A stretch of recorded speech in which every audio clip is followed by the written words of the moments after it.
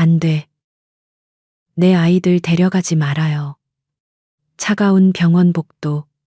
유진아는 강태준 앞에서 절박하게 앞을 가로막았다. 세 아이 중 하나가 지금 응급실 안에 있었다. 태준은 얼음장 같은 눈빛으로 그녀를 쳐다봤다. 언제까지 그 애들을 숨길 수 있을 거라 생각했지. 강태준. 대한민국 재계서열 1위. 청아그룹의 총수. 그가 내뿜는 냉정한 기운은 병원 복도의 공기마저 얼어붙게 만들었다.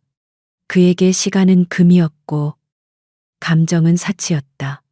그는 지금 자신의 인생에서 가장 황당한 문제를 처리하기 위해 이곳에 서 있었다. 반면 유진아는 벼랑 끝에 서 있었다. 며칠째 잠도 못 자 퀭한 눈. 낡고 얇은 카디건. 그녀의 손에 들린 것은 감당할 수 없는 병원비 청구서뿐이었다. 그녀의 전 재산보다 무거운 종이 조각이었다. 그리고 그녀 앞에는 아이들의 생사여탈권을 쥔 듯한 남자가 서 있었다.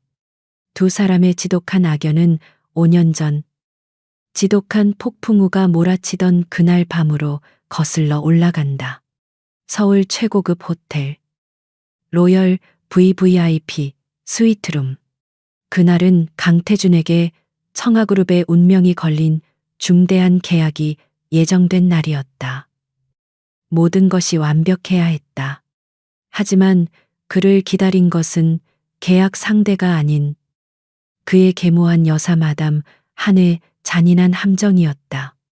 그녀는 태준이 아닌 자신의 친아들에게 청아그룹을 물려주기 위해 태준을 나락으로 떨어뜨릴 계략을 꾸몄다. 그녀는 태준의 명예와 이성을 모두 파괴할 생각이었다. 태준아, 이 와인 한잔 하렴. 중요한 계약 전에 긴장 좀 풀어야지. 한 여사의 인자한 미소 뒤에는 치명적인 독이 숨겨져 있었다. 단순한 마약이 아니었다. 심장마비를 유발할 수도 있는 강력하고 위험한 신종 약물이었다. 와인을 마신 태준은 곧바로 몸의 이상을 느꼈다. 머리가 깨질 듯 아팠고 온몸이 용광로처럼 타올랐다. 그는 비틀거리며 방으로 돌아왔지만 이성은 이미 안개처럼 흩어지고 있었다. 그는 본능적으로 위험을 감지했다. 그는 마지막 남은 힘을 쥐어짜 주치의에게 전화를 걸었다. 이건 한 여사가 나에게 약을.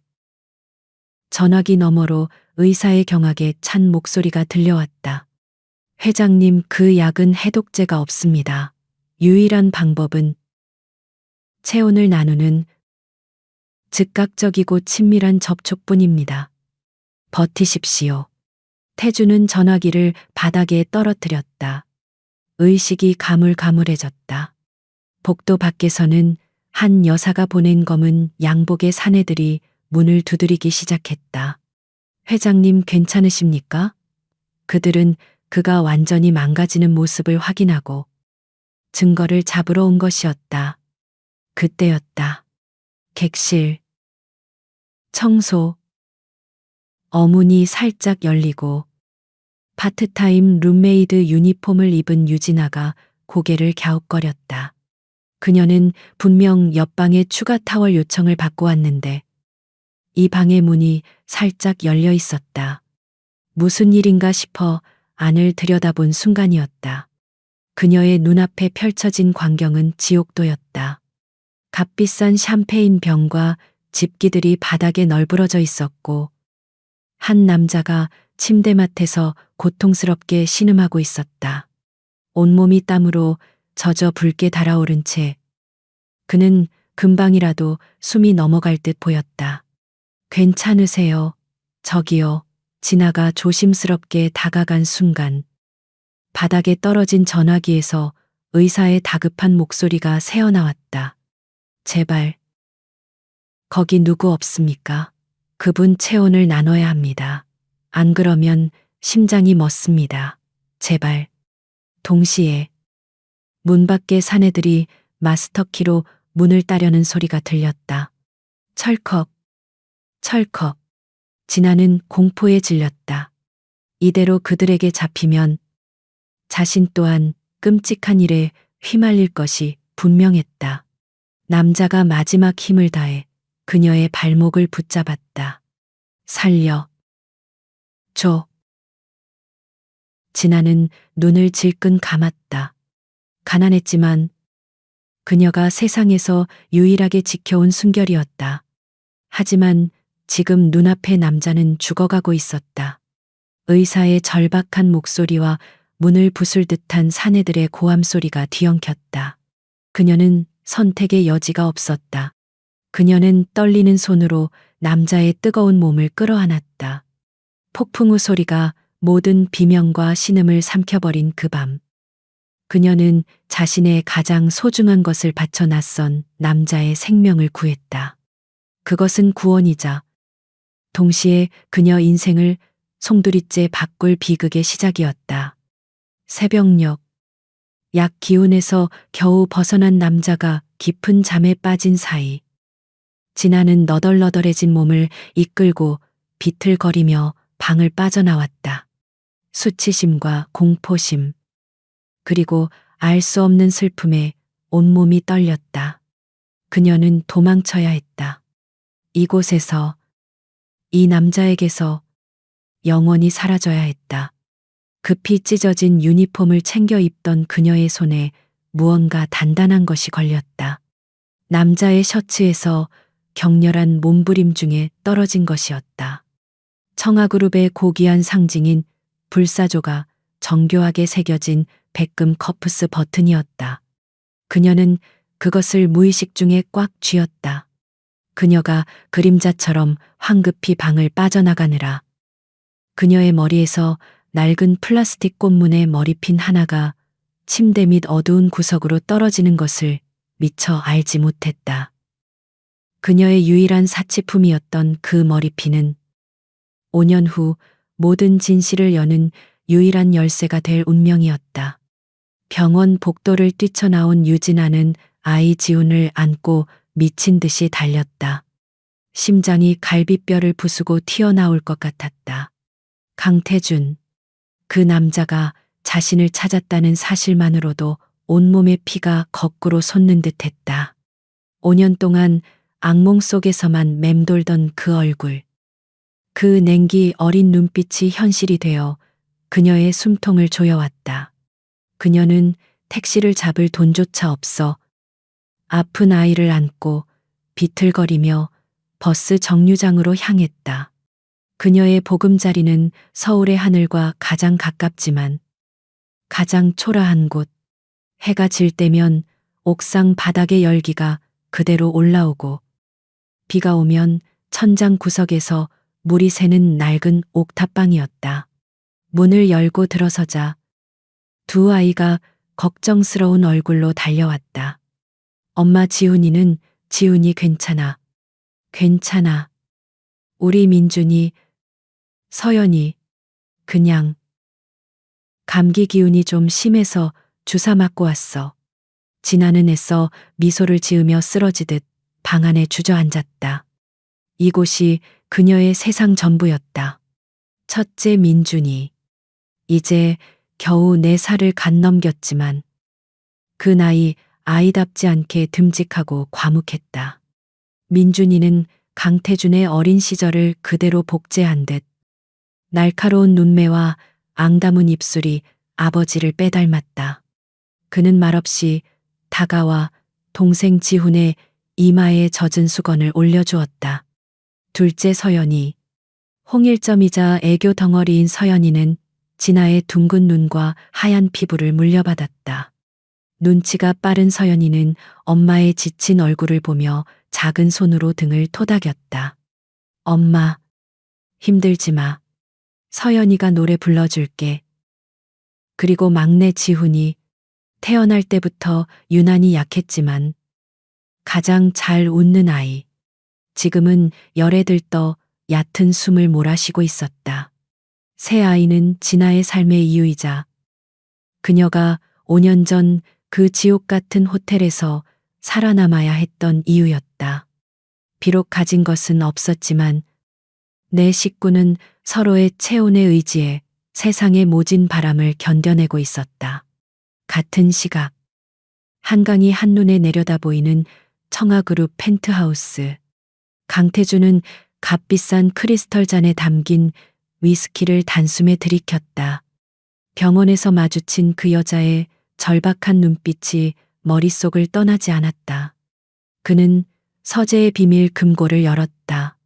그 안에는 수백억짜리 계약서나 희귀한 보석이 아닌 싸구려 플라스틱 꽃무늬 머리핀 하나가 벨벳 쿠션 위에 고이 놓여 있었다.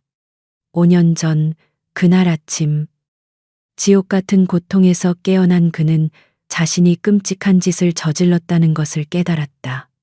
방은 난장판이었고 침대 시트에는 붉은 흔적이 선명했다. 그는 약에 취해 한 여자의 인생을 망가뜨렸다. 그가 찾은 유일한 흔적은 침대 밑에 떨어진 이 머리핀 뿐이었다. 그는 복수심 때문이 아니라 속죄하기 위해 그녀를 찾았다. 지난 5년간 대한민국 최고의 인력과 자금을 동원했지만 그녀는 그림자처럼 사라진 뒤였다. 그날 밤의 공포가 그녀를 얼마나 깊은 곳에 숨게 만들었는지 짐작조차 할 수 없었다. 그에게 그 밤은 죄책감이었고 그녀에게는 생존이었다. 회장님, 김 비서가 조용히 서재로 들어섰다. 그는 태준의 신복이자 유일하게 5년 전 비밀을 아는 사람이었다. 찾았습니다. 5년 전 그날 밤 호텔 파트타임으로 근무했던 유진아라는 여자입니다.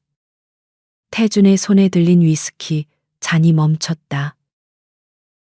어딨지? 그게 좀 이상합니다. 김 비서가 망설이며 서류를 내밀었다. 현재 신용불량 상태로 서울 변두리 옥탑방에서 거주 중입니다. 그런데 아이가 셋입니다. 셋. 태주는 미간을 찌푸렸다. 결혼이라도 한 건가? 자신 때문에 망가진 그녀가 다른 남자를 만나 아이를 셋이나 낳았다고 알 수 없는 배신감과 안도감이 동시에 밀려왔다. 그가 그녀의 인생을 완전히 파괴한 것은 아닐 수도 있다는 결혼 기록은 없습니다. 김 비서의 다음 말이 태준의 희미한 희망을 깨부쉈다. 세 아이 모두 미혼모 상태로 출생신고되었습니다. 태준의 심장이 차갑게 식었다. 설마 그럴 리가. 5년, 세 아이. 시간은 얼추 맞지만 셋이라는 숫자가 그의 이성을 마비시켰다. 말도 안 돼. 우연일 뿐이야. 회장님, 이것을 보셔야겠습니다. 김 비서가 사설 탐정이 찍은 사진을 태블릿 PC로 건넸다. 태주는 마지못해 화면을 쳐다봤다. 허름한 놀이터에서 아이스크림을 나눠 먹고 있는 새아이와 유진아의 모습이었다. 그 순간 태주는 숨이 멎는 듯했다. 그의 시선은 아이스크림이 입가에 묻은 것도 모른 채 넘어진 동생을 짐짓 엄한 표정으로 일으켜 세우는 첫째 아이에게 고정되었다.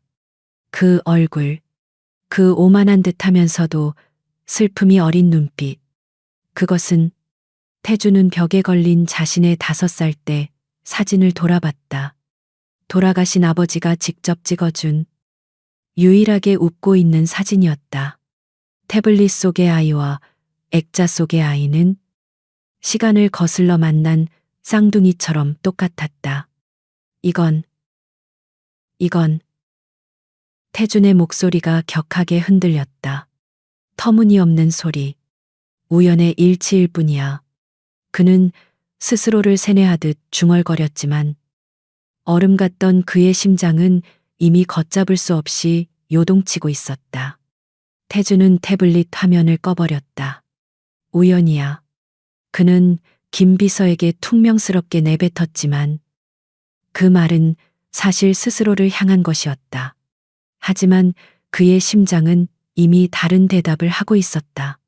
사진 속 아이의 눈빛이 그의 뇌리에 밝혀 떠나지 않았다. 이성이 마비된 상태에서도 그의 몸은 이미 움직이고 있었다. 그는 값비싼 양복 재킷을 벗어던지고 자키를 집어들었다. 김 비서가 회장님, 위험합니다. 그런 곳은 저희가 먼저 라고 말릴 틈도 없이 태주는 펜트하우스를 뛰쳐나갔다. 그는 직접 운전대를 잡았다. 검은색 최고급 세단이 서울의 화려한 강남대로를 벗어나 점점 더 낮은 곳으로, 더 어두운 곳으로 향했다. 차창 밖 풍경이 10분 간격으로 급격하게 바뀔 때마다 태준의 미간은 더욱 깊게 패였다. 차는 곧 좁고 구불구불한 골목길로 접어들었다. 그의 차 한 대 값이 이 동네 집 몇 채를 합친 것보다 비쌀 것이다. 길은 너무 좁아 마주오는 차라도 있으면 한참을 후진해야 할 정도였다.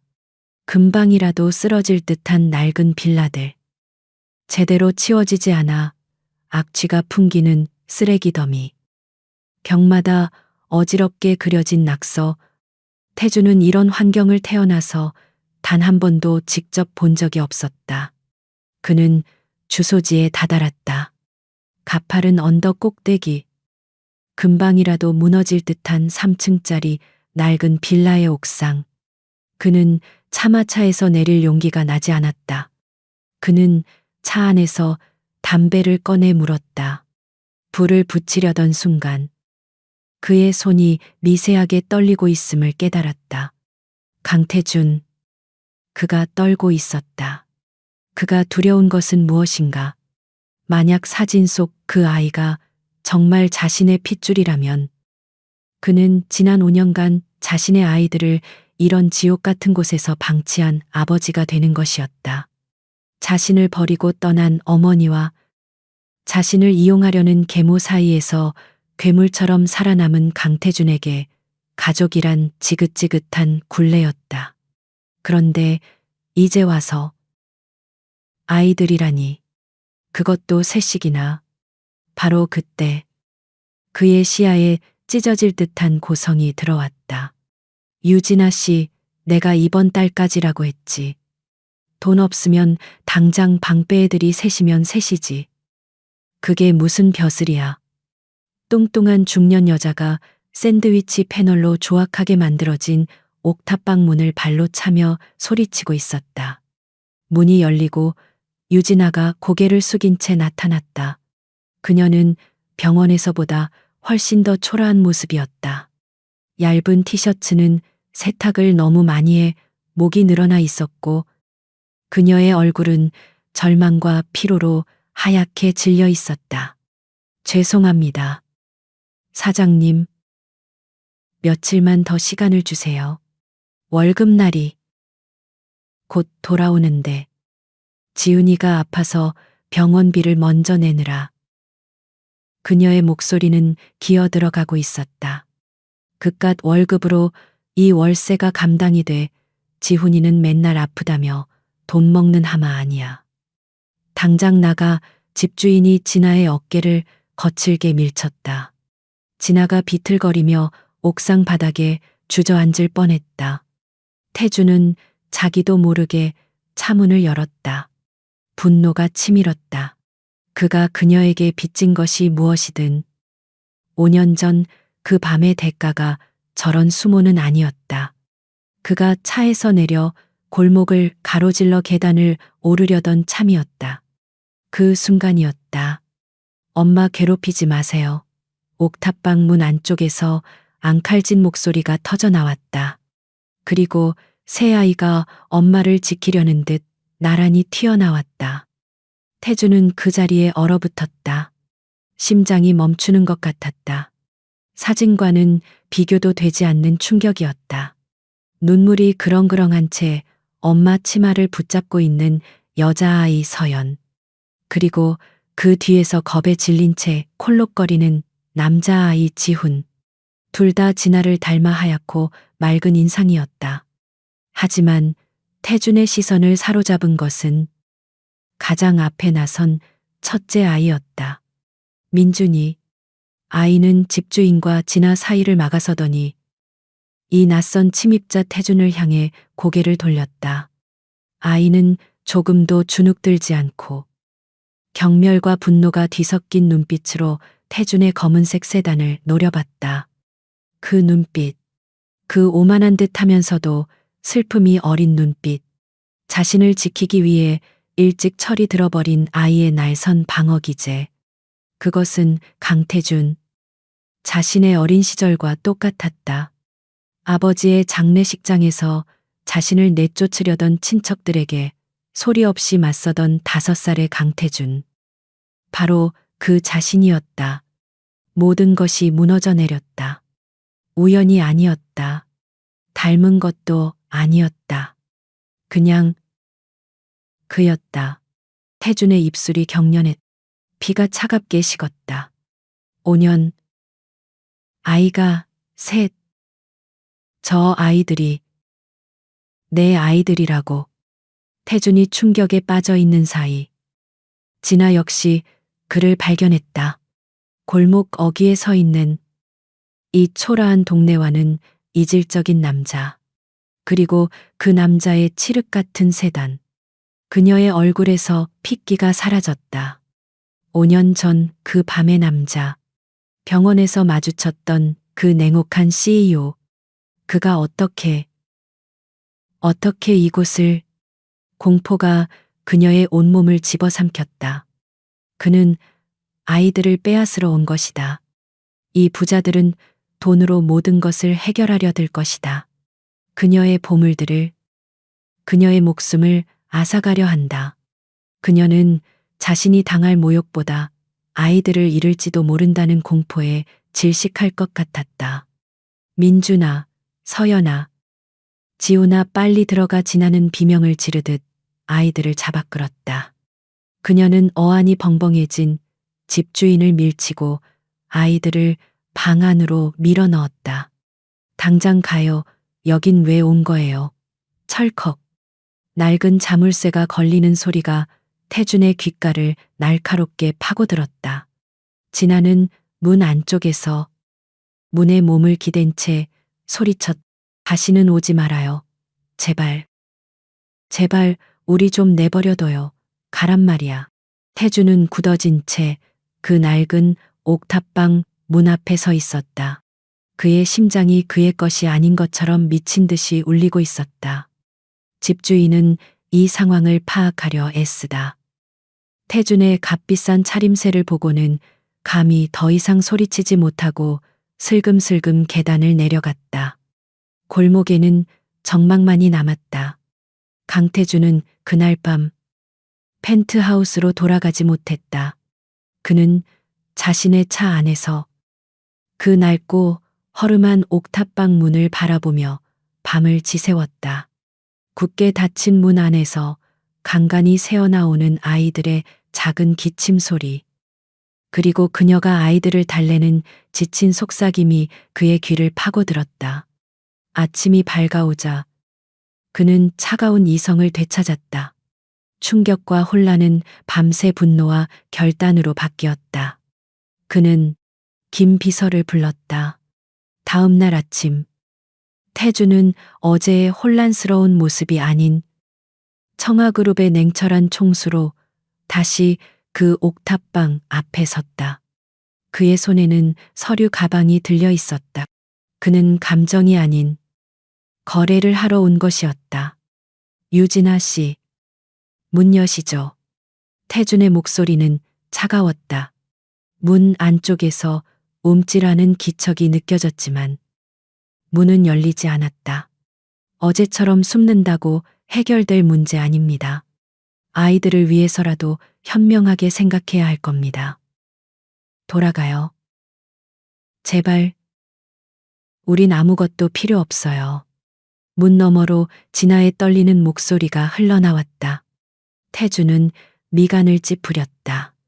그는 더 이상 이 무의미한 실랑이에 시간을 낭비할 생각이 없었다. 김 비서. 그가 신호를 보내자 김 비서는 어젯밤 그들을 모욕했던 집주인을 데리고 계단을 올라왔다. 집주인은 1년치 월세를 선불로, 그것도 현금 다발로 받고는 태도가 180도 바뀐 상태였다. 아이고, 유진아 씨, 이분이 회장님이시라는데 왜 문을 안 열어줘? 내가 마스터키로 열어줄게. 집주인이 열쇠를 꽂으려는 순간 진아가 공포에 질려 다급하게 문을 열었다. 그녀는 작은 몸으로 문틈을 막아선 채 아이들을 등 뒤로 숨겼. 왜 이러시는 거예요? 태주는 그런 그녀를 차갑게 밀어내고 옥상 평상으로 성큼성큼 걸어갔다. 그는 서류 가방을 열었다. 그리고 그 안에서 수표책 한 권을 꺼냈다. 거래를 하러 왔습니다. 그는 만년필을 꺼내 수표 한 장을 찢었다. 빈 수표였다. 그는 그것을 진아의 눈앞에 내밀었다. 말해요. 얼마면 되겠습니까? 진아의 눈이 믿을 수 없다는 듯 커졌다. 네. 이 지옥 같은 곳에서 벗어나게 해주지. 당신이 원하는 액수를 말해. 태준의 목소리에는 일말의 동정심도 없었다. 아이들을 내게 넘겨요. 그럼 이 수표에 원하는 액수. 뭐든 적어도 줬소. 그것은 진아가 상상했던 최악의 시나리오였다. 이 남자는 아이들을 원한 것이 아니었다. 자신의 핏줄이라는 결과물을 회수하러 온 것이었다. 그는 아이들의 5년 세월, 그녀의 5년 희생을 돈으로 계산하고 있었다. 당신, 진아의 몸이 분노로 떨리기 시작했다. 공포는 사라지고 끓어오르는 모멸감이 그 자리를 대신했다. 그녀는 태준이 내민 수표를 거칠게 쳐냈다.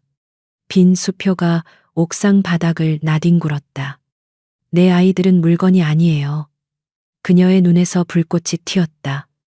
당신 같은 사람이 돈으로 살 수 있는 그런 게 아니란 말입니다. 이 아이들은 내 목숨이에요. 내 전부라고. 태주는 어이없다는 듯 헛웃음을 쳤다. 목숨, 이런 시궁창에서 저 약해 보이는 아이 지우는 당장이라도 쓰러질 것 같은데. 그게 당신이 말하는 최선인간한 아이들에게 당신이 상상도 못할 세상을 줄 수 있어. 청아그룹의 후계자로 키울 거요.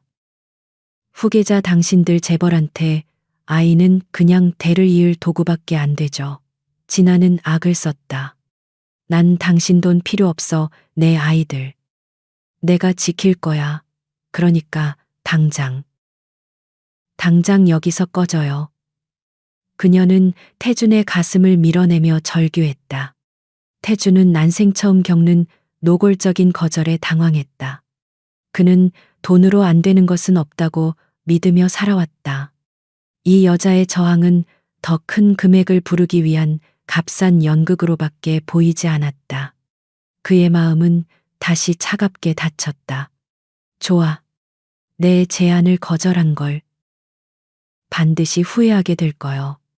그는 바닥에 떨어진 수표를 줍지도 않고 경멸의 눈빛으로 그녀를 한번 훑어본 뒤 돌아섰다. 한편 태준이 옥탑방 동네를 뒤지고 다닌다는 소식은 즉시 계모인 한 여사의 귀로 들어갔다. 아이가 셋이라고 한 여사는 우아하게 찻잔을 들고 있었지만 그녀의 눈빛은 살기로 번뜩였다.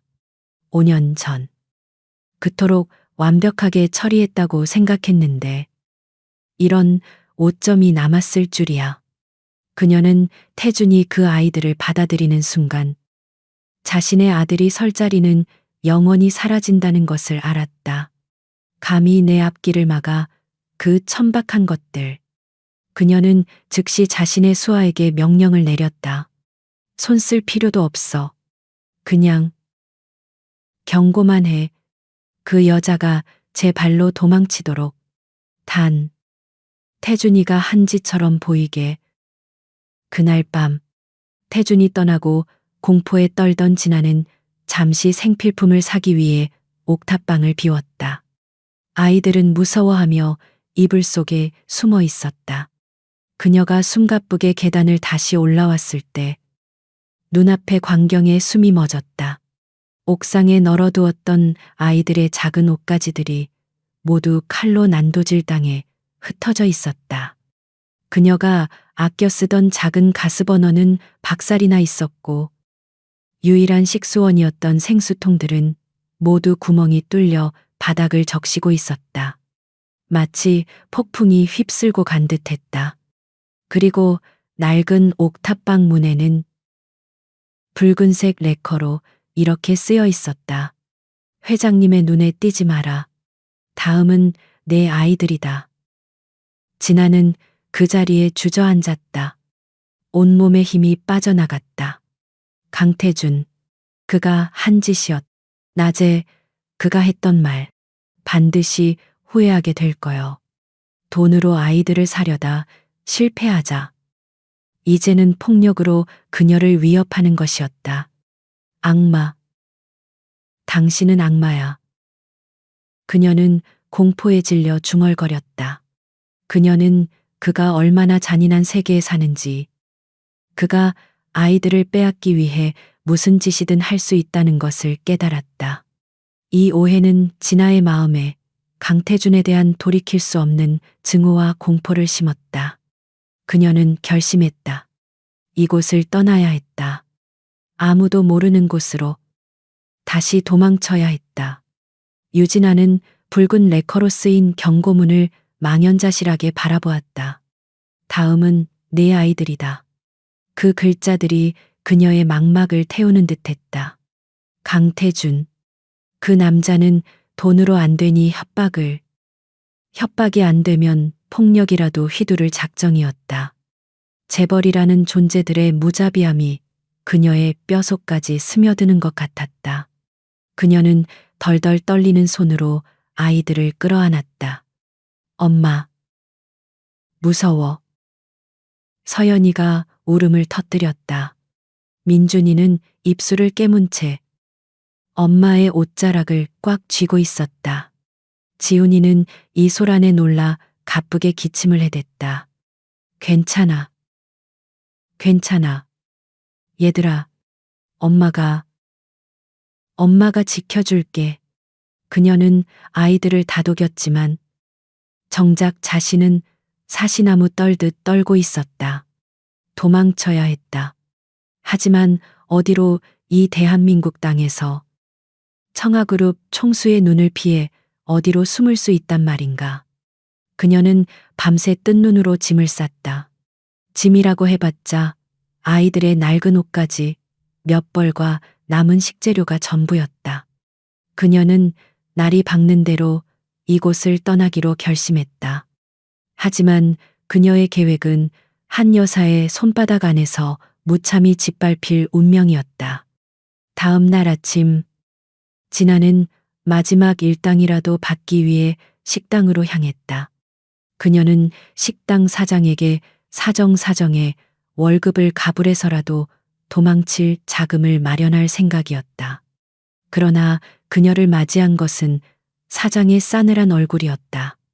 유진아, 씨, 미안한데 오늘부터 나오지 마. 네, 사장님. 그게 무슨... 제가 뭘 잘못했나요? 진아는 심장이 덜컥 내려앉았다. 묻지 마. 그냥 위에서 압력이 들어왔어.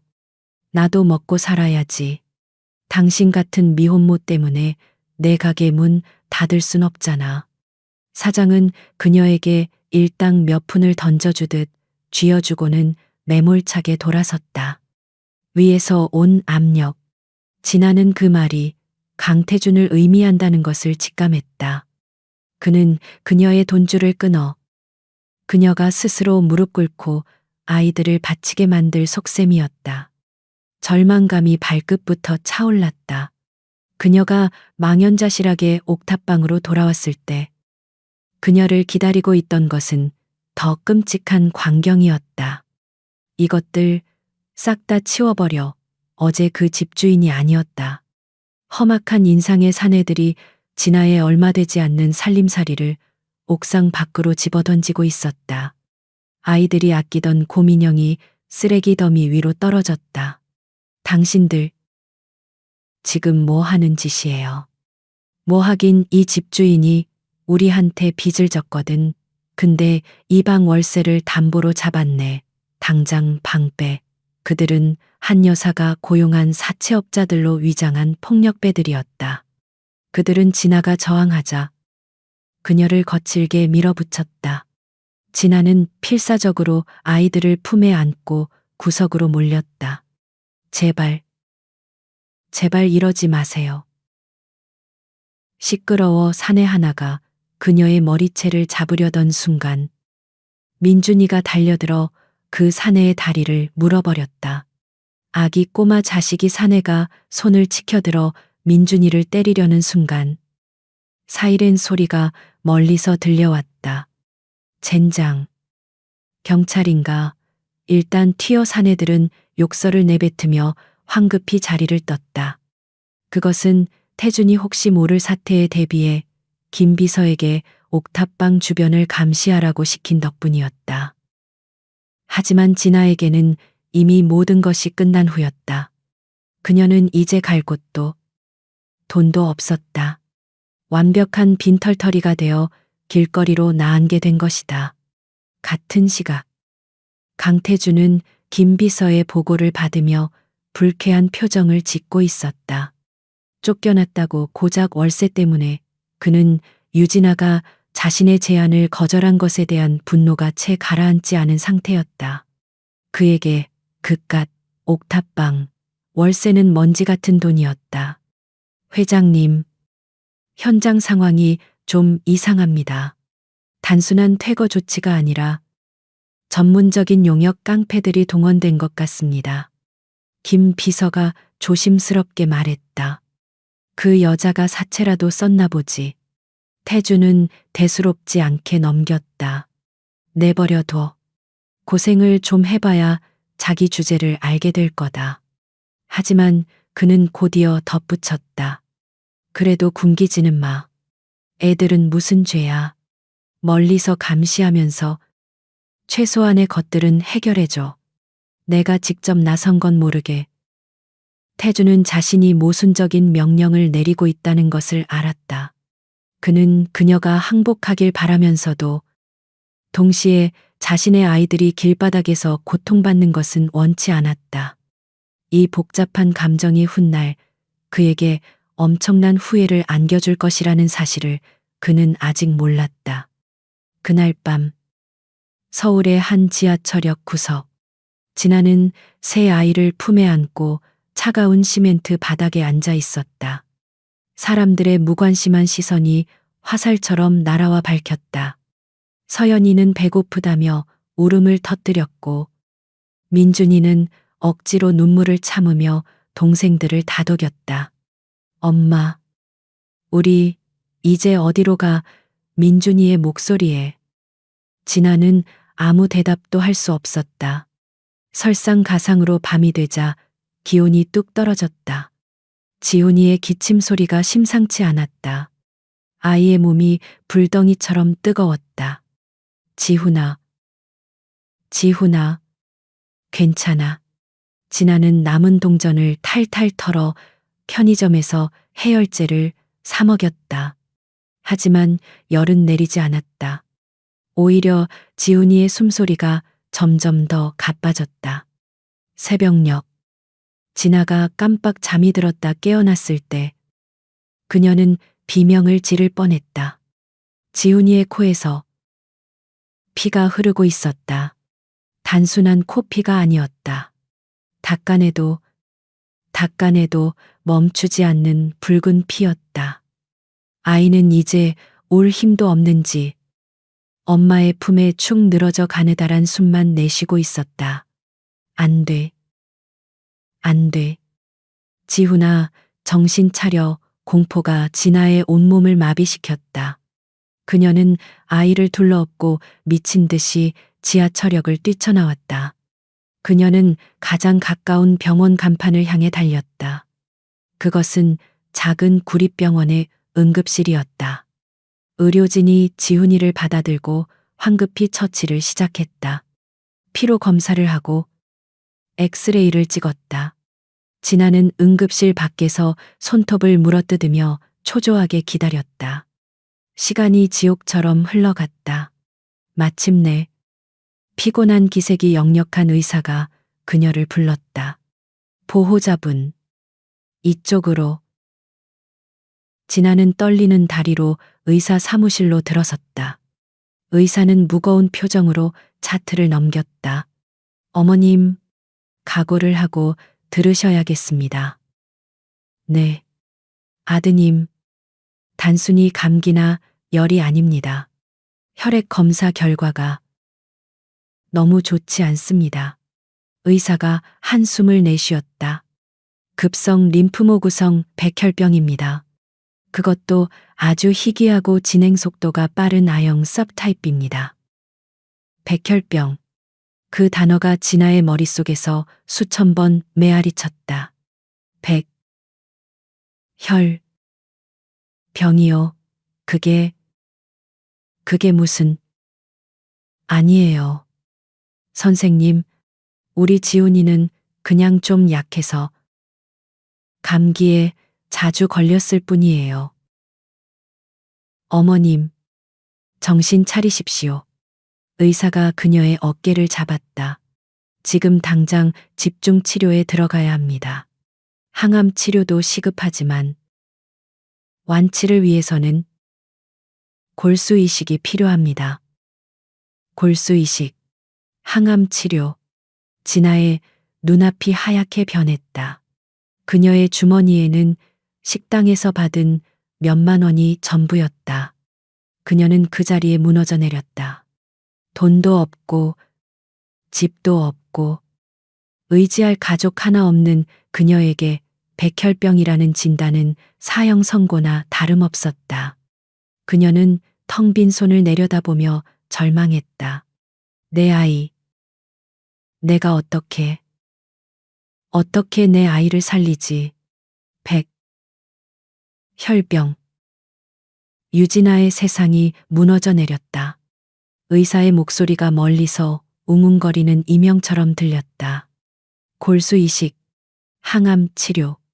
그녀의 주머니 속 꼬깃꼬깃한 몇만 원으로는 감기약 하나 제대로 살 수 없었다. 그녀는 차가운 병원 바닥에 주저앉아 아이의 이름을 부르며 목 놓아 울 힘조차 없었다. 절망이 그녀의 전신을 꿰뚫었다.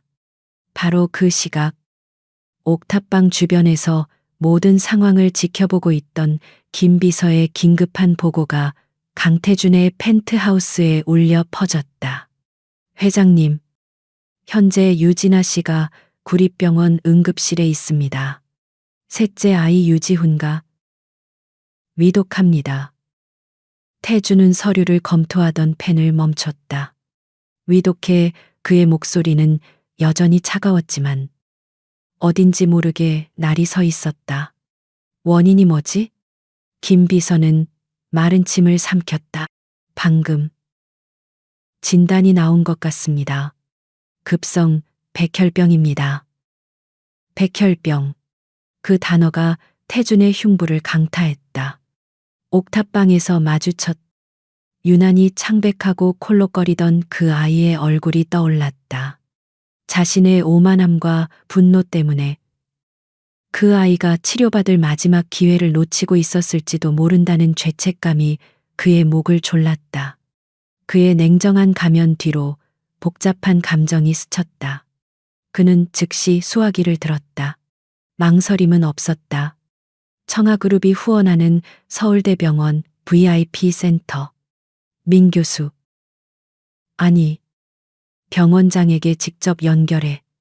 지금 당장 내 이름으로. 태준의 목소리는 얼음장 같았다. 국내 최고의 혈액종양 전문의들로 팀을 꾸려 5분 내로 구급차와 의료진을 그 구립병원으로 보내. 아이를 당장 이송해. 지금 당장. 진아가 넋이 나간 채 응급실 바닥에 앉아 있을 때였다. 갑자기 응급실 문이 열리며 TV에서나 보던 최고급 의료 장비와 함께 흰 가운을 입은 전문 의료팀이 들이닥쳤다. 그들은 구립병원 의사들과 짧은 대화를 나누더니 망설임 없이 지훈이의 침대로 향했다. 유지훈 군 보호자 되십니까? 저희는 서울대병원 청아 VIP 센터 소속입니다. 지금부터 환자를 저희 병원으로 이송하겠습니다. 진아는 어안이 벙벙했다.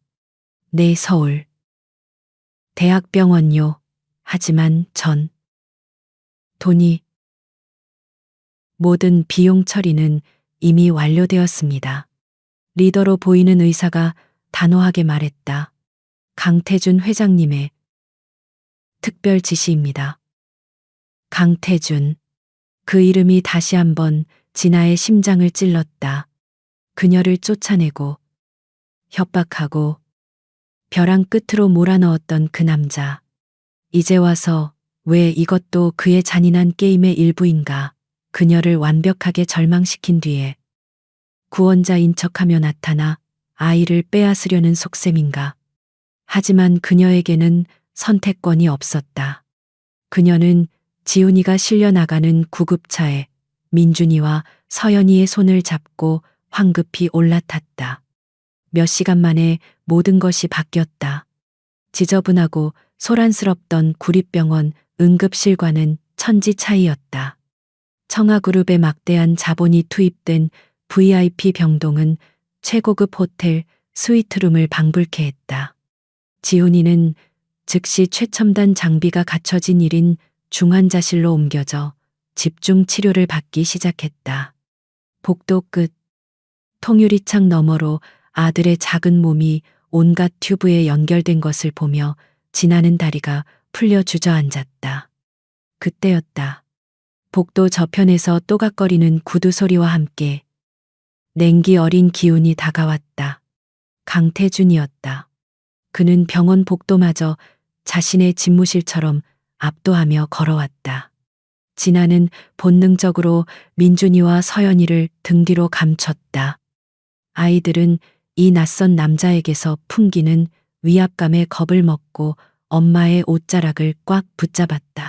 두 사람은 아무 말 없이 서로를 노려봤다. 진아의 눈에는 혐오와 경멸, 그리고 아들을 살려야 한다는 절박함이 뒤섞여 있었다. 태준의 눈에는 자신의 아이일지도 모르는 생명에 대한 책임감과 자신을 거부했던 여자에 대한 복잡한 분노가 서려 있었다. 그때 중환자실 문이 열리고 주치의인 민 교수가 나왔다. 그는 국내 최고 권위자였다. 보호자분과 회장님, 아이 상태가 매우 심각합니다. 병의 진행 속도가 상상 이상으로 빠릅니다. 항암 치료를 시작해야 하지만 근본적인 치료는 골수 이식뿐입니다. 진아는 이미 들었던 말임에도 가슴이 철렁했다. 제가 할게요. 제 골수 검사해 주세요. 민 교수는 고개를 저었다. 어머님, 물론 검사해야죠. 하지만 형제간이나 부모 자식 간에도 일치할 확률은 매우 낮습니다. 일단 가능한 모든 가족부터 검사를 시작하겠습니다. 어머님과 여기 두 아이도 함께 진행하죠. 진아는 떨리는 손으로 동의서에 서명했다. 그녀와 민준이 그리고 서연이가 차례대로 피를 뽑았다. 이제 그녀가 할 수 있는 것은 기다리는 것뿐이었다. 시간이 지옥처럼 흘러갔다. 태주는 복도 끝에 서서 창밖을 내다보고 있었고 진아는 맞은편 의자에 앉아 손톱을 물어뜯고 있었다. 두 사람 사이의 공기는 살얼음판처럼 팽팽했다. 그는 그녀를 증오했지만 그녀의 고통을 외면할 수도 없었다.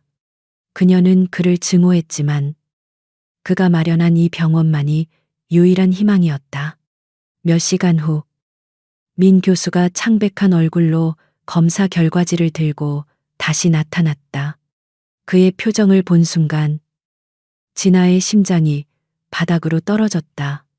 어머님, 민 교수가 어렵게 입을 열었.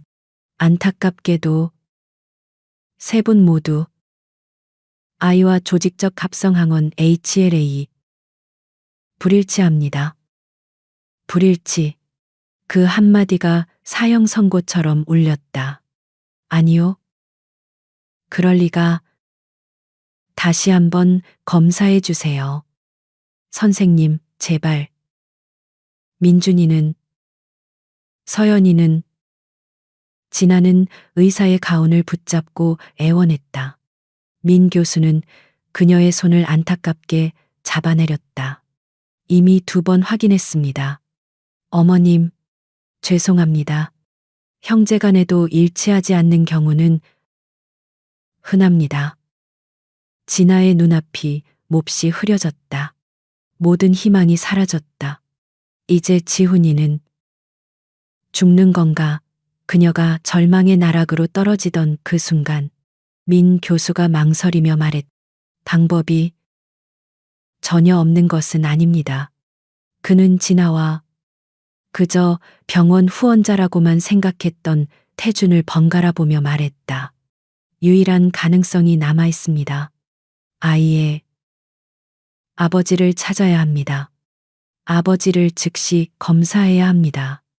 시간이 없습니다. 아버지. 그 단어가 복도 전체를 얼어붙게 만들었다. 진아의 울음이 뚝 그쳤다. 온몸이 돌처럼 굳었다. 숨이 쉬어지지 않았다. 의사는 그녀가 왜 대답이 없는지, 왜 아버지를 당장 부르지 않는지 의아하게 쳐다봤다.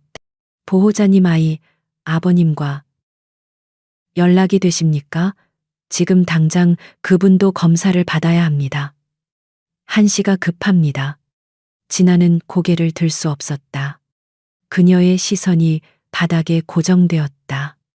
어떻게 말해야 할까? 저기 서 있는 저 남자가 아버지예요. 라고 모든 것을 인정하는 순간 민준이와 서연이마저 빼앗길 것이다. 하지만 침묵하는 순간 지훈이는 죽는다.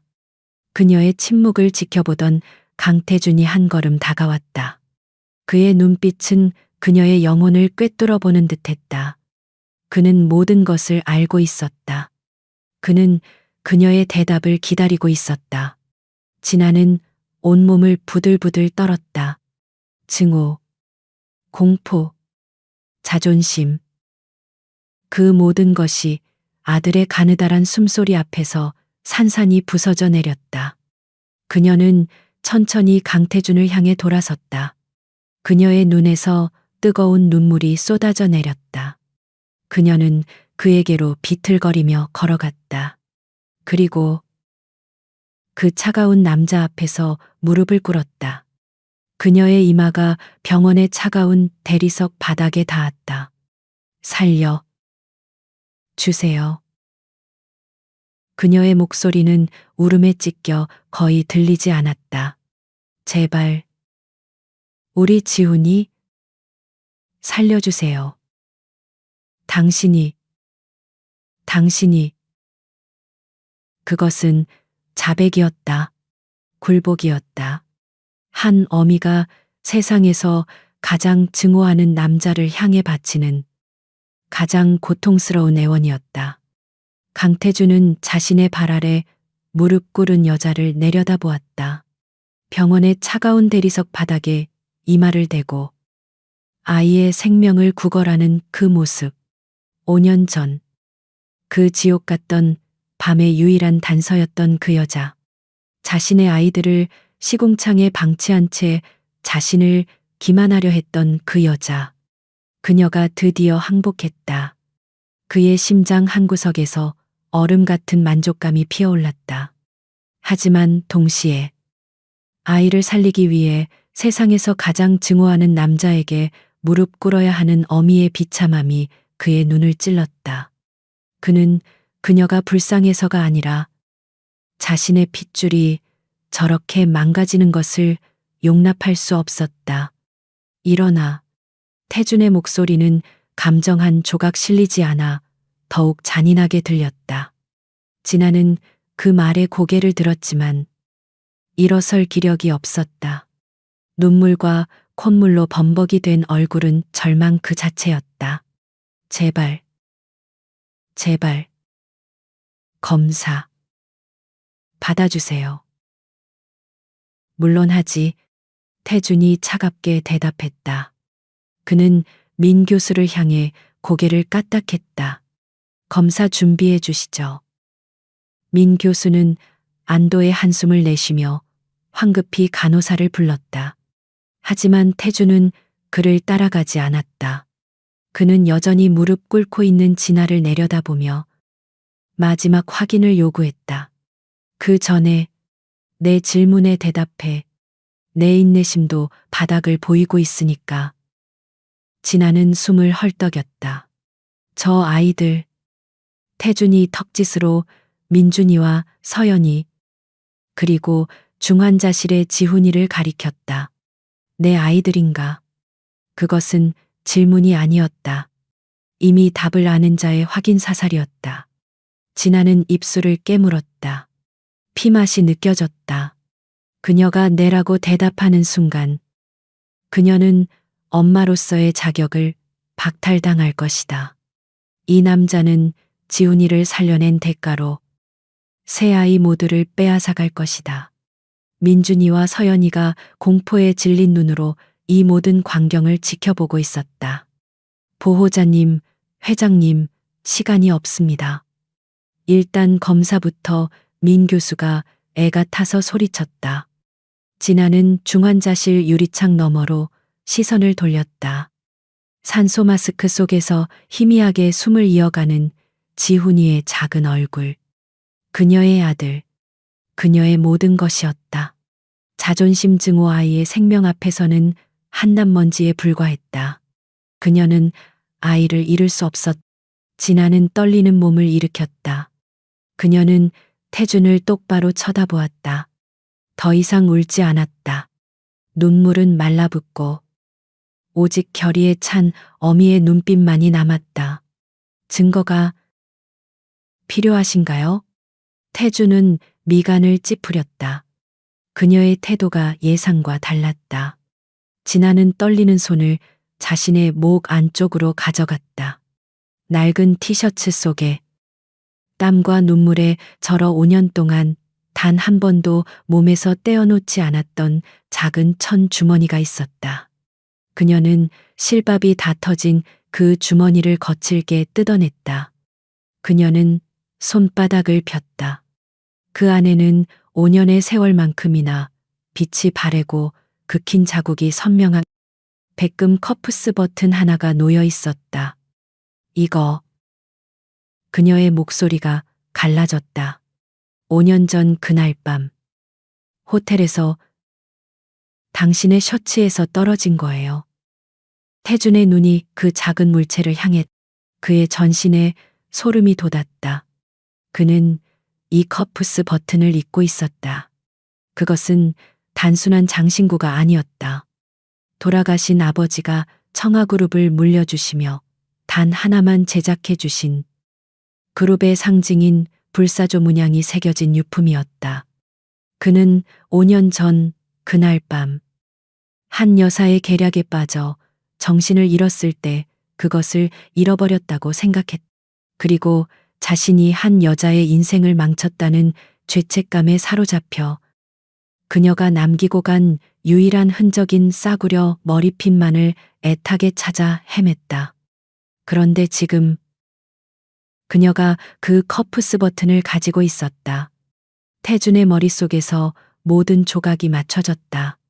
폭풍 우 소리, 의사의 절박한 외침, 약에 취해 타는 듯한 고통, 그리고 그 고통 속에서 희미하게 자신을 끌어안았던 가늘고 부드러웠던 실루엣. 그녀는 자신이 강간한 피해자가 아니었다. 그녀는 자신을 구해준 생명의 은인이었다. 그녀는 돈을 노리고 접근한 것이 아니라 그 지옥에서 자신을 살리고 자신의 비밀을 지킨 채 자신의 아이들을 홀로나 이 시궁창 같은 현실에서 지켜내고 있었던 것이다. 태주는 거대한 망치로 머리를 맞은 듯한 충격에 휩싸였다. 그가 지난 며칠간 그녀에게 했던 짓들이 스쳐 지나갔다. 돈으로 모욕하고 깡패들을 동원한 것으로 오해하게 만들고 벼랑 끝으로 내몰았던 일들. 회장님 민 교수가 거의 비명을 질렀다. 지금 체열하셔야 합니다. 태주는 그제야 정신을 차렸다. 그는 진아의 손에 들린 커프스 버튼을 거칠게 낚아챘다. 그리고 아무 말 없이 민 교수를 따라 검사실로 향했다. 그의 등 뒤로 모든 것을 체념한 듯한 진아의 모습과 엄마를 보호하려는 듯 노려보는 민준이의 날선 눈빛이 밝혔다. 기다림은 다시 시작되었다. 하지만 이번에는 공기의 질이 달랐다. 진아는 더 이상 희망을 구걸하지 않았다. 그녀는 모든 패를 내놓았고 이제 심판을 기다리는 죄인이었다. 태주는 검사실에서 나오지 않고 안에서 결과를 기다렸다. 얼마나 지났을까? 민 교수가 거의 달리다시피 복도로 뛰쳐나왔다. 그의 얼굴은 흥분과 안도감으로 붉게 상기되어 있었다.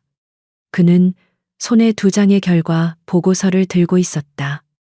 유지나 시그가 진아에게로 달려왔다. 먼저 친자 확인 유전자 검사 결과입니다.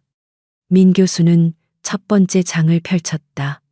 강태준 회장님과 유지훈, 유민준, 유서연, 세 아이 모두 99, 999%입니다. 부자, 부녀 관계가 명백하게 확인되었습니다. 진아는 눈을 감았다. 올 것이 왔. 그녀의 심장이 바닥으로 꺼지는 소리가 들렸다. 민준이가 엄마의 손을 더욱 세게 잡았. 그리고 민 교수가 다음 장을 넘겼다. 그의 목소리가 기쁨으로 떨렸다. 가장 중요한 골수 조직적 합성 항원 검사 결과입니다. 강태준 회장님께서 유지훈 군과 6개의 항원 모두 완벽하게 일치하십니다. 진아는 귀를 의심했다. 네, 기적입니다. 부모 자식 간에도 이렇게 완벽하게 일치하는 경우는 정말 드뭅니다. 강태준 회장님이 우리 지훈이를 살릴 수 있는 유일한 기증자입니다. 순간 진아의 다리가 풀렸다. 안도감, 지훈이를 살릴 수 있다는 기쁨이 온몸을 휩쓸었다. 하지만 그 기쁨도 잠시. 그녀의 시선은 검사실 문으로 향했다. 문이 열리고 강태준이 걸어 나왔다. 그는 2장의 보고서를 모두 받아든 상태였다. 그는 이제 법적으로 그리고 의학적으로 모든 것을 증명했다. 그는 지훈이의 생명을 쥔 구원자이자 동시에 새 아이의 친권을 주장할 수 있는 가장 강력한 포식자였다. 태주는 보고서를 든 채 진아 앞에 섰다. 그의 눈빛은 더 이상 분노나 경멸이 아니었다. 그것은 5년의 시간을 뛰어넘어 마주한 진실 앞에서 말로 형용할 수 없는 깊은 혼돈과 지독한 후회였다. 수술. 당장 준비해 주십시오. 강태준의 목소리는 낮고 단호했다. 그는 손에 든 2장의 보고서를 구겨질 듯 꽉 쥐었다. 99, 999%라는 숫자와 완벽일치라는 단어가 그의 망막을 태웠다. 그는 5년 동안 지독한 죄책감에 시달렸지만 진실은 그보다 더 지독한 후회였다. 그는 그녀를 모욕하고 그녀와 그의 아이들을 벼랑 끝으로 내몰았다. 민 교수는 망설일 틈이 없었다. 즉시 수술실 준비하겠습니다. 회장님은 기증자 검사 및 준비를 위해 바로 그 순간이었다. 태준의 펜트하우스보다 더 호화로운 한남동 저택에서 우아하게 난을 치던 한 여사의 손이 멈칫했다. 그녀에게 긴급 보고가 들어왔다. 사모님, 큰일 났습니다. 강 회장님이 병원에 있습니다. 5년 전 그 계집과 아이 셋이 함께입니다. 한 여사의 눈빛이 차갑게 빛났다. 아이 셋, 그게 무슨... DNA 검사 결과가 나왔습니다. 친자가 확실합니다. 그리고 그중 하나가 백혈병인데 강 회장님이 골수 기증자로 완벽하게 일치한다고 합니다. 곧 수술에 들어갈 것 같습니다. 쨍그랑 한 여사가 아끼던 벼루가 바닥에 떨어져 산산조각 났다. 친자, 골수 이식. 이 두 단어는 그녀의 모든 계획이 수포로 돌아갔음을 의미했다. 태준이 그 아이들에게 정을 붙이고 골수 이식이라는 숭고한 희생으로 부성애를 확인하는 순간 그녀와 그녀의 친아들이 설 자리는 청아그룹에서 영원히 사라진다. 안 돼. 절대 안 돼.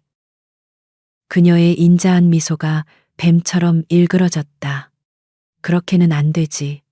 감히 내 앞길을. 그녀는 즉시 수화기를 들었다.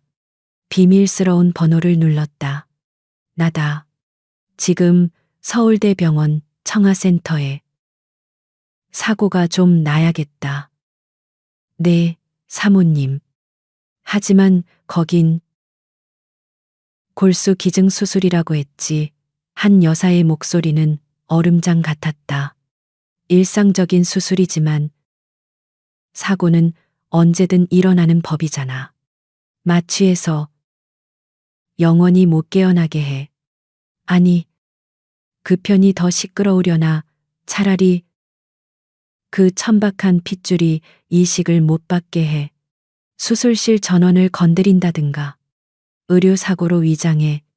깨끗하게. 병원에서는 태준의 골수 기증 수술이 일사천리로 준비되고 있었다. 태준은 기증자용 병실에서 수술복으로 갈아입고 마지막 검사를 받고 있었다. 그때 간호사가 조용히 문을 열었. 회장님, 보호자분께서 잠시 뵙기를 원하십니다. 진아가 문틈으로 들어왔다. 그녀는 더 이상 절박한 애원자가 아니었다. 모든 것을 내려놓은 듯 텅 빈 눈동자였다. 두 사람 사이에는 숨막히는 정적이 흘렀다. 태준이 먼저 입을 열었다. 그의 목소리는 몹시 잠겨 있었다. 그는 주머니 속에서 그 낡은 커프스 버튼을 만지작거렸다. 왜 도망쳤지? 그가 물었다. 왜 날 찾아오지 않았어? 돈이 필요했으면. 얼마든지. 그 말에 진아의 텅 빈 눈동자에 다시 불꽃이 튀었다. 돈 당신은 아직도 모든 걸 돈으로만 보는군요. 그녀는 헛웃음을 쳤다. 내가 도망친 건 당신이 무서워서가 아니었어요. 뭐라고? 그날 밤, 난 당신 방에서 도망친 게 아니야. 난 그 호텔에서 도망친 거였어요. 진아는 5년 전의 공포를 떠올리며 몸을 떨었다. 그녀는 그날 새벽, 태준이 잠든 것을 확인하고 방을 빠져나오려던 순간을 회상했다. 그 여자가 문 밖에서 말하는 걸 들었어요. 무슨...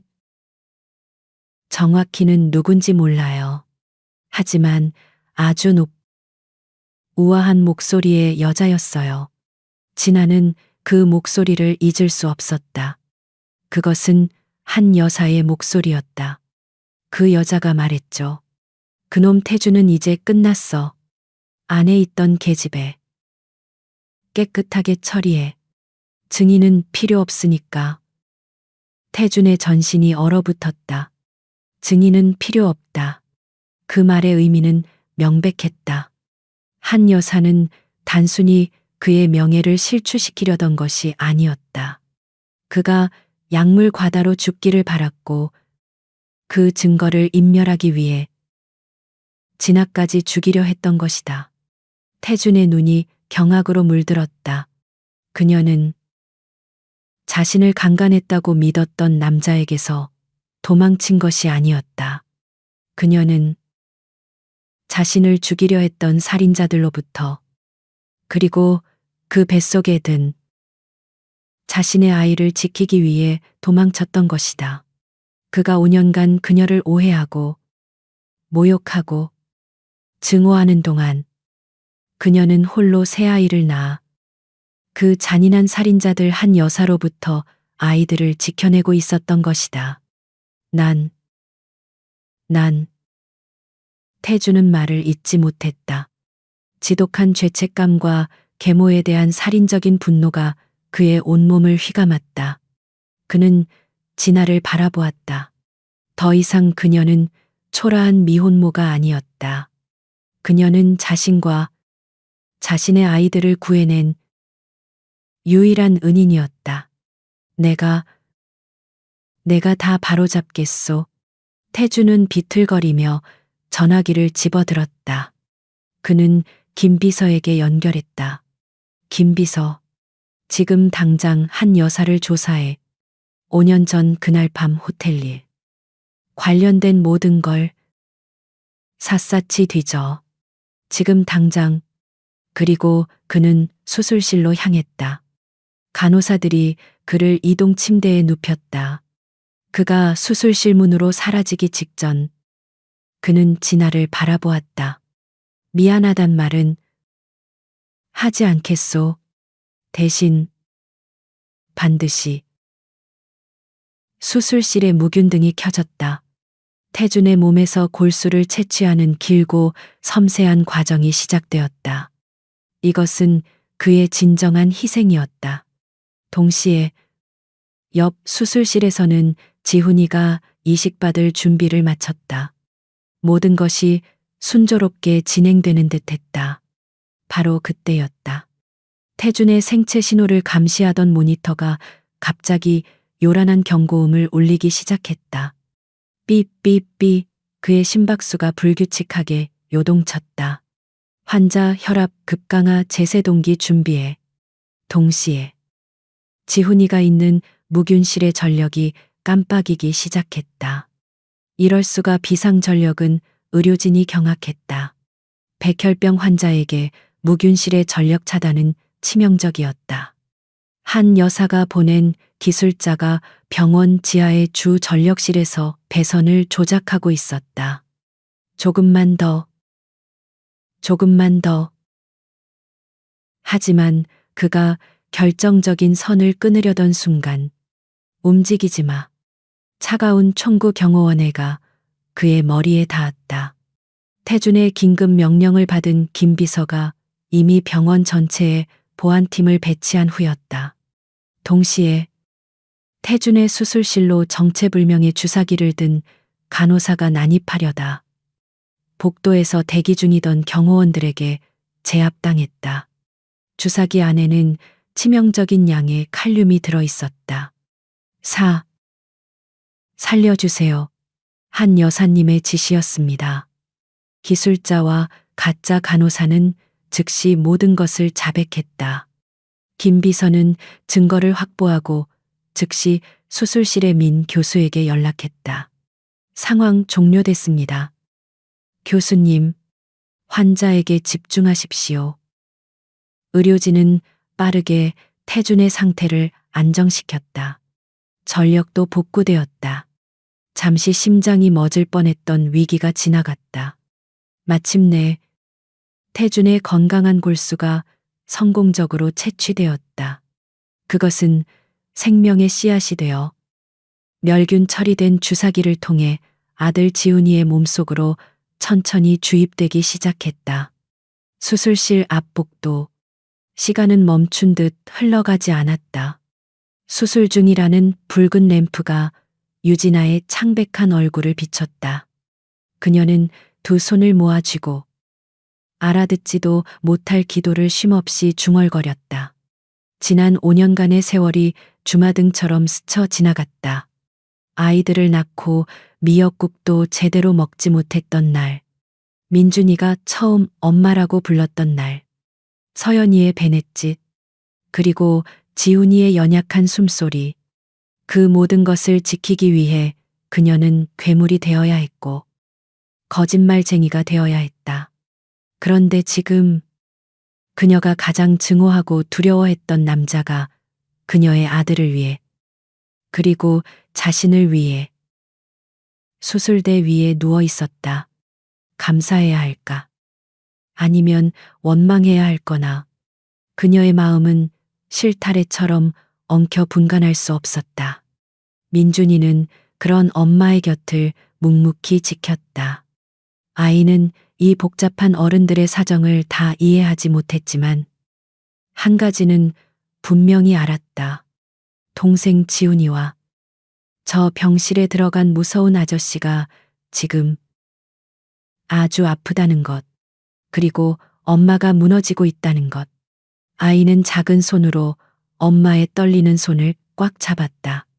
서연이는 이미 엄마의 무릎에서 지쳐 잠들어 있었다.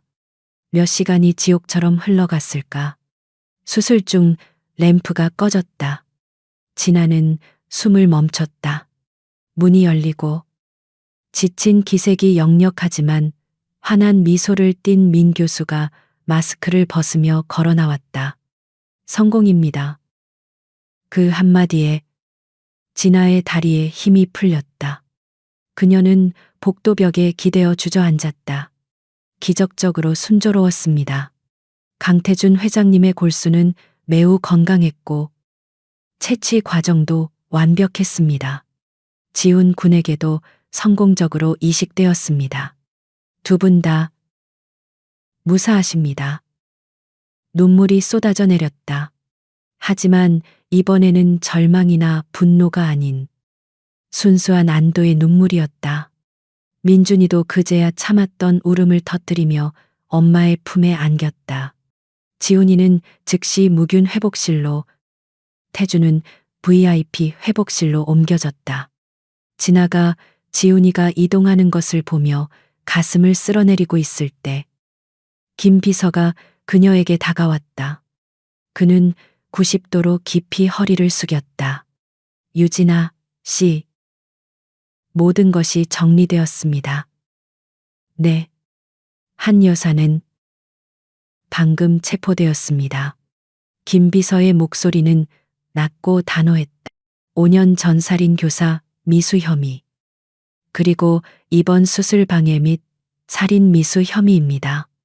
회장님께서 지시하신 재조사 과정에서 그동안 회사 돈을 횡령한 혐의까지 추가되었습니다. 청아그룹의 악몽은 이제 끝났습니다. 진아는 그 말을 듣고도 한동안 실감하지 못했다.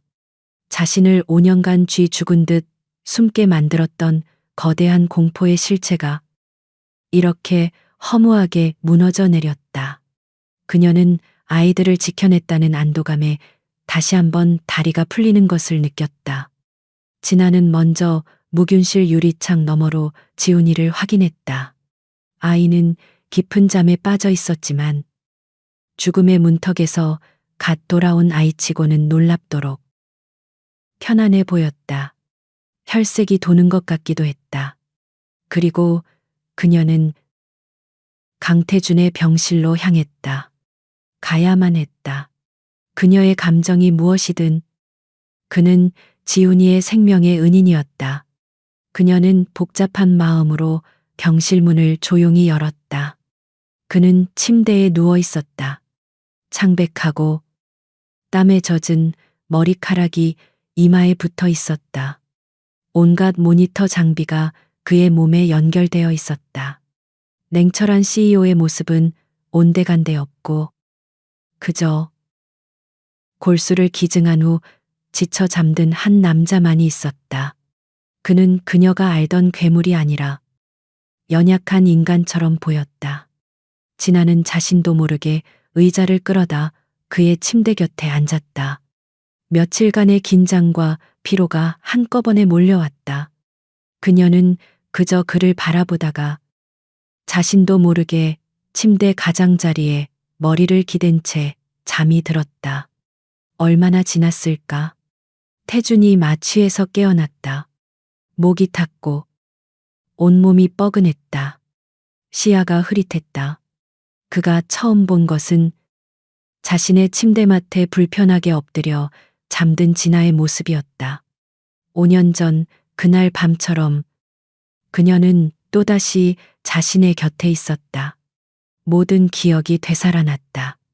커프스 버튼, 그녀의 처절했던 고백, 증인은 필요 없다던 한 여사의 잔인한 목소리, 그리고 5년간 자신이 그녀에게 저지른 모욕적인 행동들.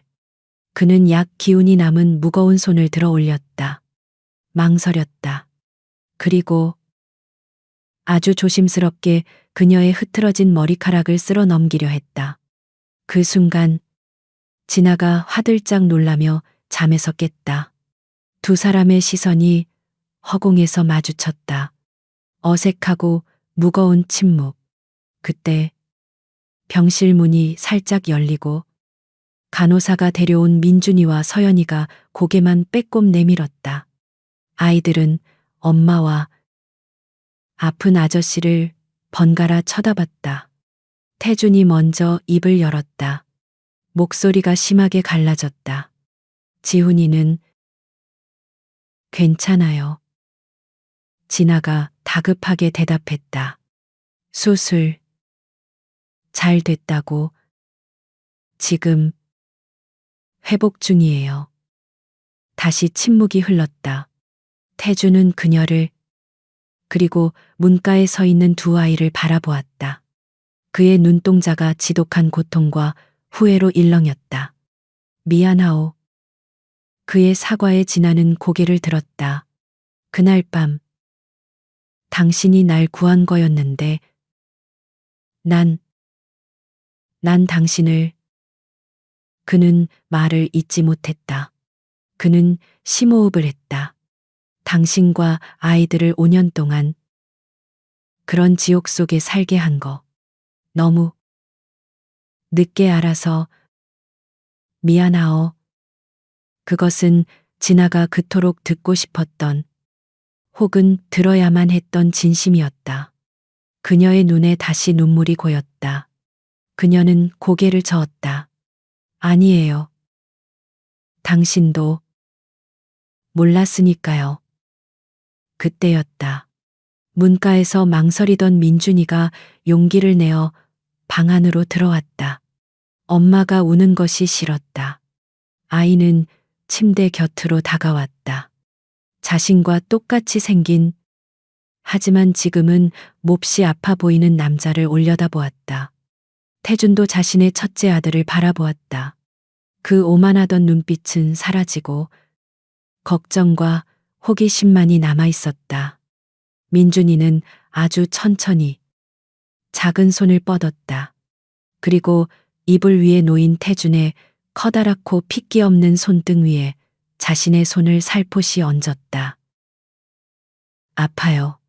아이의 작은 물음이 태준의 심장을 관통했다. 그는 말없이 고개를 저었다. 목이 메어 대답할 수 없었다. 민준이는 엄마를 한번 돌아보고 다시 태준을 바라봤. 그리고 아주 작은 목소리로 하지만 분명하게 말했다. 아빠. 태준은 눈을 감았다. 뜨거운 눈물 한 줄기가 그의 관자놀이를 타고 베개로 흘러내렸다. 5년간의 지독한 오해와 증오가 그 한마디에 녹아내리기 시작했다. 길고 긴 밤이 지나고 마침내 그들의 병실에 치유의 아침이 밝아오고 있었다. 6개월 후 서울의 하늘 아래 한때는 악취와 절망만이 가득했던 옥탑방은 이제 흔적도 없이 사라졌다. 대신 계절의 가장 아름다운 꽃들이 만발한 청아그룹 본가에 드넓은 정원이 펼쳐졌다.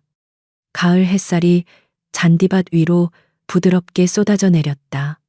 지훈아, 이리 와 형 잡아봐. 가장 약했던 막내 지훈이가 이제는 누구보다 건강한 얼굴로 정원을 뛰어다니고 있었다.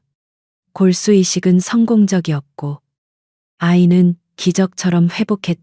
민준이는 여전히 듬직했지만 날카롭던 눈매는 한결 부드러워져 있었다. 서연이는 예쁜 드레스를 입고 나비처럼 그 사이를 뛰어다녔다. 유진아는 하얀색 원피스를 입고 테라스 의자에 앉아 그 모습을 바라보고 있었다.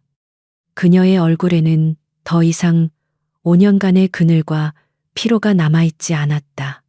따뜻한 차를 마시며 아이들을 바라보는 그녀의 미소는 정원의 햇살보다 더 눈부셨다. 그녀는 여전히 소박했지만 내면에서 우러나오는 기품이 그녀를 빛나게 했다. 그때 저택 현관에서 익숙한 발걸음 소리가 들렸다. 앞바다 서연이가 가장 먼저 달려갔다. 굳게 닫힌 재벌가의 대문이 이제는 일찍 퇴근하는 아버지를 맞이하기 위해 활짝 열려 있었다.